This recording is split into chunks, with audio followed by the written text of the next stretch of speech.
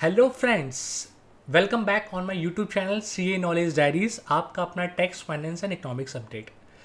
दोस्तों,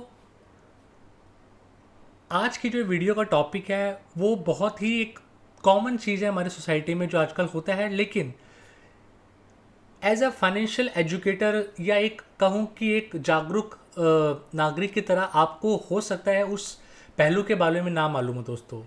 दोस्तों आज मैं जिस चीज़ की बात करने जा रहा हूँ वो है कि हमारी सोसाइटी में पेरेंट्स से प्रॉपर्टी अपने बच्चों को पास ऑन होती है, या कई बार एज ए इनहेरिटेंस मिलती है, या कई बार पेरेंट्स अपने रहते रहते ही मतलब जब वो जीवित होते हैं तो कई बार वो प्रॉपर्टी एज अ विल भी अपने बच्चों के नाम पे ट्रांसफ़र कर देते हैं। यहाँ पे दोस्तों एक प्रॉपर्टी एक इंसान से दूसरे इंसान पे ट्रांसफ़र हो रही है, तो क्या इस पे इनकम टैक्स लगेगा? क्या आपको इस पे किसी तरह का गवर्नमेंट को इनकम टैक्स देना पड़ेगा? क्यों? क्योंकि आपके पेरेंट्स वो प्रॉपर्टी, मान लीजिए 1 करोड़ की उसकी वैल्यू है, 2 करोड़ की है, 3 करोड़ की है, वो आपको एज अ फ्री मिल रही है, आपको एज अ गिफ्ट मिल रही है।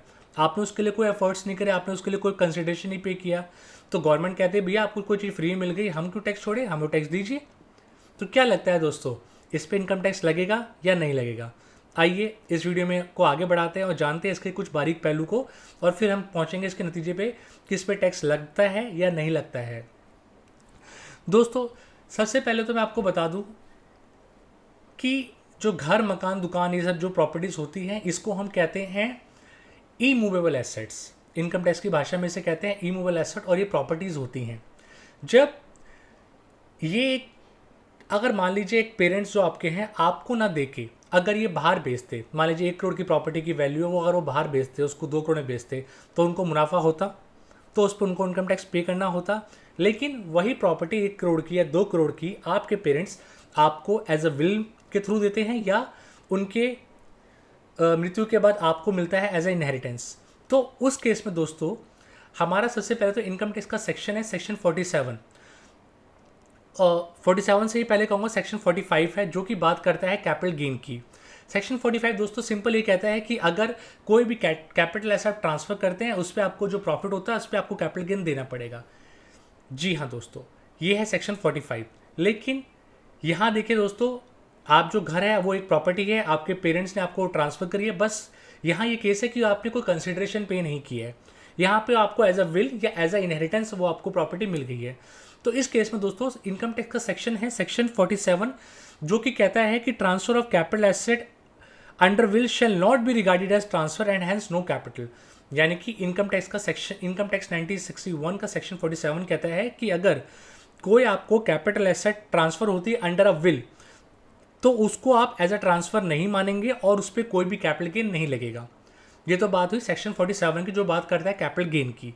क्योंकि दोस्तों यहाँ पे एक प्रॉपर्टी आपको ऐसे ट्रांसफर हुई है अंडर अ विल और अंडर इनहेरिटेंस, उसमें वो कोई कैपिटल ट्रांसफर नहीं है, तो सेक्शन 47 के अकॉर्डिंग तो उस पर कैपिटल गेन नहीं लगेगा।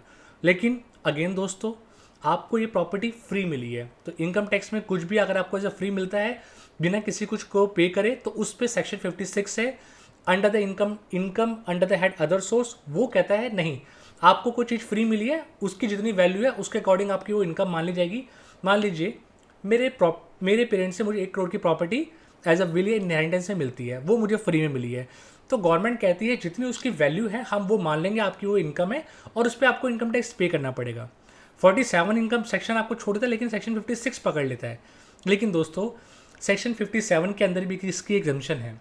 इनकम टैक्स का सेक्शन 56, उसमें क्लॉज 10 के प्रोविजन में लिखा गया है कि अगर आपको कोई प्रॉपर्टी अंडर अ विल और इनहेरिटेंस मिलती है विदाउट पेइंग एनी कंसिडरेशन, तो उस केस में भी उस चीज़ को आपकी इनकम में नहीं जोड़ा जाएगा और उस पर आपको इनकम टैक्स कुछ पे नहीं करना पड़ेगा। एज पर सेक्शन 56 क्लॉज 10 और उसके प्रोविजो के अंदर ही स्पेसिफिक 56 टू 10 उसके प्रोविजो के अंदर ही साफ साफ लिखा गया है कि अगर आपको कोई immovable property as a will या एज अ इनहेरिटेंस में मिलती है अपने पेरेंट्स वर्ड उसमें यूज़ नहीं किया गया, सिंपल बोला कि अंदर विल और इनहेरिटेंस मिलती है, तो उस केस में दोस्तों आपको उस पर इनकम टैक्स कुछ नहीं पे करना पड़ेगा। यानी कि आप उसके ओनर हैं, उस पर आपको कोई टैक्स नहीं पे करना पड़ेगा, सिर्फ उस ट्रांसफ़र के लिए। लेकिन दोस्तों यहाँ पे गौर करने वाली चीज़ ये है कि मान लीजिए कल को उस प्रॉपर्टी से कोई रेंटल इनकम आती है, तो उस केस में आपको वो आपकी इनकम मानी जाएगी, उस पर आपको टैक्स पे करना पड़ेगा।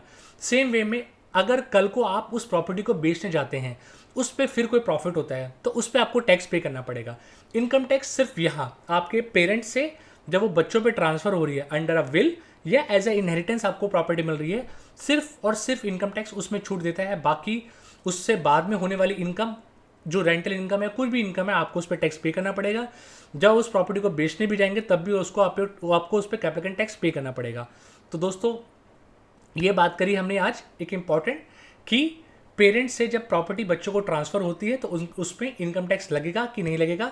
तो दोस्तों कंक्लूजन ये है कि आप बिल्कुल इससे बच गए हैं, उसमें आपको कोई टैक्स नहीं पे करना पड़ेगा अगर आपको प्रॉपर्टी अंडर अ विल और एज अ इनहेरिटेंस मिलती है। लेकिन बाद की इनकम पे आपको उस पर टैक्स पे करना पड़ेगा, जो भी उससे आपको इनकम होती है। तो उम्मीद करता हूँ दोस्तों आज की जानकारी आपके कोई काम आई होगी और आपको एक जागरूक नागरिक बनाने में ये वीडियो हेल्प करेगा। तो मेरी वीडियो देखने के लिए आपका बहुत बहुत शुक्रिया। अगर आप मेरे चैनल पे नए हैं तो मेरे चैनल को सब्सक्राइब जरूर करिएगा। थैंक यू, शब बखैर।